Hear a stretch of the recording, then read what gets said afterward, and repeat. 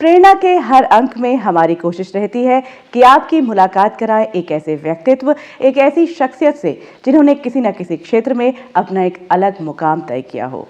वो क्षेत्र चाहे कला का हो, संस्कृति का हो, विज्ञान का हो, शिक्षा का हो या फिर कृषि का हो। कृषि के क्षेत्र में ही शामिल होती है एनिमल हेल्थ की बात। एनिमल हेल्थ के विकास में जिन्होंने पूरा जीवन लगा दिया, वही है हमारे आज के प्रेरणा स्रोत doctor S K. Dwivedi. Doctor Dwivedi एक ऐसा नाम है जो एनिमल हेल्थ में अपना पूरा योगदान देते आए हैं और प्रेस्टीजियस हरिओम ट्रस्टी अवार्ड से भी सम्मानित किए गए हैं। हम जब IVRI में काम कर रहे थे तो उस समय हमको एक हमारा मैंडेट था कि studies on Indian system of medicine. तो उसके अंदर हमने भारतीय पद्धति की चिकित्सा प्रणाली क्या होती है, इस पर हमने एक्सप्लोरेशन किया। तो जब एक्सप्लोरेटरी रिसर्च किया, सबसे पहले डेटा हमने कलेक्ट किया एंशिएंट लिटरेचर देखने के बाद। एक हमने देखा कि स्किन डिजीज़ेज जो एनिमल्स में हैं बड़ी कॉमन है, और पर्टिकुलरली मेंज, रिंगवर्म, एक्जिमा, जो कि एक्जिमा कैनाइन में है, लेकिन रिंगवर्म और मेंज और ये सब डिजीज़ेज जो हैं ये कैटल में, बेफलो में, शीप, गोट में, डॉग्स में बहुत ज़्यादा कॉमन थी।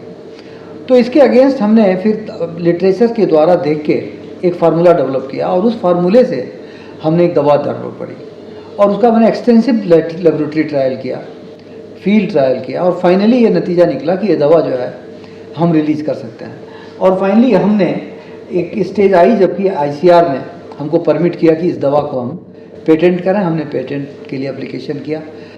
उस टाइम शायद एनिमल साइंस में पहला पेटेंट था जो हमने दिया, फाइल किया था। और पेटेंट फाइल करने के बाद फिर हमने इसको कमर्शलाइज किया। कमर्शलाइज करने एक फर्म आई जो कि इसको परचेज़ की, और आज ये दवा जो मार्केट में ओलिनाल के नाम से ये मार्केटेड है और पूरे भारत में अवेलेबल है, वो विदेशी में भी एक्सपोर्ट हो रही है। Doctor S K. द्विवेदी राष्ट्रीय अश्व अनुसंधान केंद्र के निदेशक हैं। नेशनल रिसर्च सेंटर ऑफ एक्वाइंस की स्थापना सन 1985 में 7वीं पंचवर्षीय योजना के अंतर्गत हुई। केंद्र के 2 परिसर हैं, एक हिसार हरियाणा में है और दूसरा बीकानेर राजस्थान में। मुख्य परिसर हिसार का काम है घोड़ों के स्वास्थ्य की देखरेख और रोगों की रोकथाम, जबकि बीकानेर की जिम्मेदारी है प्रजनन और रखरखाव।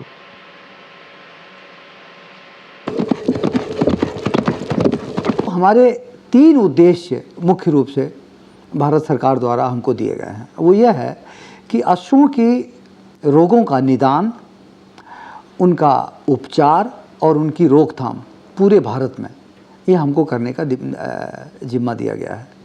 और इसके द्वारा अश्वों की जितनी भी बीमारियां हैं उनकी हम पूरे देश में निगरानी रखते हैं, जिसको अंग्रेजी में हम सर्विलेंस और मॉनिटरिंग कहते हैं।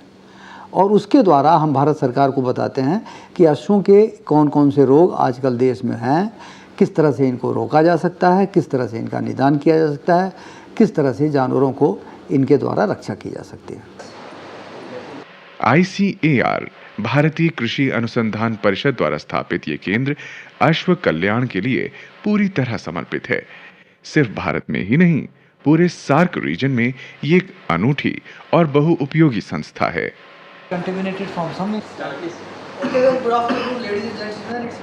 मेरा उद्देश्य यही रहा है कि ये संस्थान अश्वों के रोगों के बारे में, या तो उनके निदान के बारे में, उनके चिकित्सा के बारे में, और उनके रोगों के रोकथाम के लिए डायग्नोस्टिक्स किट, थेराप्यूटिक किट और वैक्सीनेशन के लिए वैक्सीन किट ये डेवलप करें।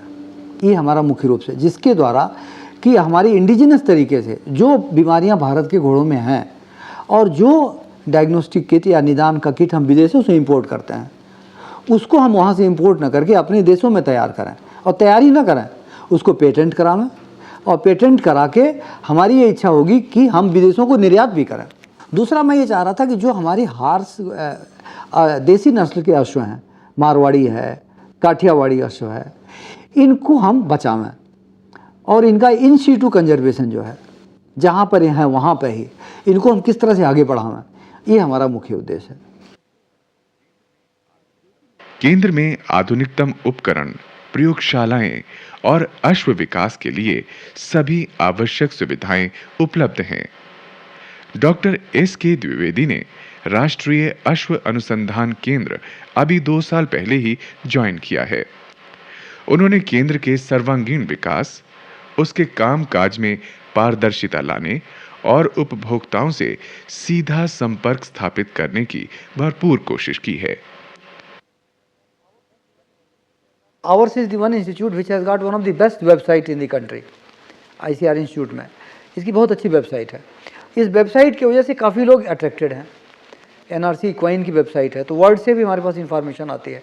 तो फार्मर्स भी वेबसाइट देखने के बाद हमसे क्वेरी करते हैं, तो उनके बेसिस पर क्या उनकी नीड है, उसके बेसिस पर हम उनकी एक ट्रेनिंग जो है टेलर मेड ओरिएंटेड करते हैं। जैसे कोई प्रेगनेंसी डायग्नोसिस की ट्रेनिंग लेना चाहता है, कोई फोल मैनेजमेंट की ट्रेनिंग लेना चाहता है, कोई चाहता है कि हमें प्रेग्नेंट मेयर की क्या ट्रेनिंग होगी। जैसे एक आर्मी के रिटायर्ड एक कर्नल साहब आए, तो उन्होंने कहा साहब मुझे डंकी फार्म खोलना है, तो मुझे डंकी फार्म के बारे में ट्रेनिंग दीजिए। तो that is how we give important training according to the need of the people. The second thing is that we give training to the trainers. Trainers are the veterinarians. तो veterinarian के एक updating knowledge होती रहे, particularly equine के field में हम वेटरनेरियंस को training देते हैं, करीब करीब हर साल 2-3 ट्रेनिंग देते हैं, इक्वाइन हेल्थ में भी, इक्वाइन मैनेजमेंट में भी। डॉक्टर द्विवेदी वर्कaholic हैं, देर से घर लौटते हैं और सुबह जल्दी निकल जाते हैं। श्रीमती उषा द्विवेदी उनके लिए शाम की चाय और सुबह का नाश्ता स्वयं ही बनाना पसंद करती हैं। उन दोनों के लिए घर संसार की बातें करने का सबसे उपयुक्त समय भी यही होता है। घर की बहुत सारी जिम्मेदारियां वे स्वयं निभा लेती हैं, पर पति से कोई शिकवा शिकायत नहीं करती। तो साइंस में इतने बिजी रहते हैं कि घर का कुछ इन्हें वो भी नहीं रहता है।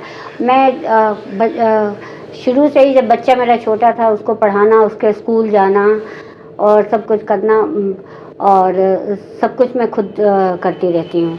इनको घर के बारे में कुछ नहीं पता है। कोई रिश्तेदारी में शादी हो, ब्याह हो, सुख है, दुख है, उनमें मैं ही जाती हूँ। इनको इन्वॉल्व भी नहीं करती हूँ, क्योंकि ये अपने काम में बिज़ी रहें तो ज़्यादा अच्छा है, क्योंकि दो काम तो एक आदमी एक साथ कर नहीं सकता है। अब कल देखिए फ़ोन आया, मेरा बेटा पठानकोट में है, फ्लाइट लेफ्टिनेंट, वो हॉस्पिटलाइज है, उसकी तबीयत ख़राब है। तो मैंने कहा भाई मैं उसकी केयर लूँगी, आप अपना ऑफिस का वर्क देखो और कुछ। और इतने बिजी भी रहते हैं कि एक दिन छोड़ के एक दिन बाहर जाना होता है, और बहुत शॉर्ट नोटिस पे कहते हैं कि मुझे बाहर जाना है। उनकी सब तैयारी करना, इनके हेल्थ का देख रेख करना, इनकी मेडिसिन कैसे दी गई, कैसे कौन सी किस टाइम देना है, कब कौन सी मेडिसिन ख़त्म हो रही है वो मंगाना, ये सारे काम मैं खुद करती हूँ। इनका काम होता है सिर्फ ऑफिस जाना और आना, बस। वैसे श्रीमती द्विवेदी का ज्यादा समय पूजा पाठ में बीतता है।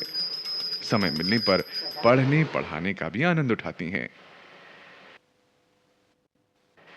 डॉक्टर एस के द्विवेदी शुरू से ही जानवरों के प्रेमी रहे हैं।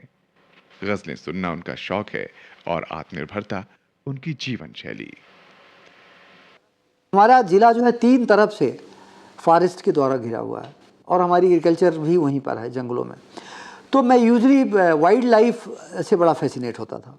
तो यूजली मैं जंगलों में जाया करता था अपने पेरेंट्स के साथ या अपने ग्रैंड पेरेंट के साथ, अपने ब्रदर्स के साथ, और वाइल्ड लाइफ देखना, उनसे अट्रैक्ट होना, जंगल के लोगों को कैसे वो रहते हैं, कहाँ करते हैं, मुझे बड़ा अच्छा मिलता था कि मैं फॉरेस्ट में जाऊँ।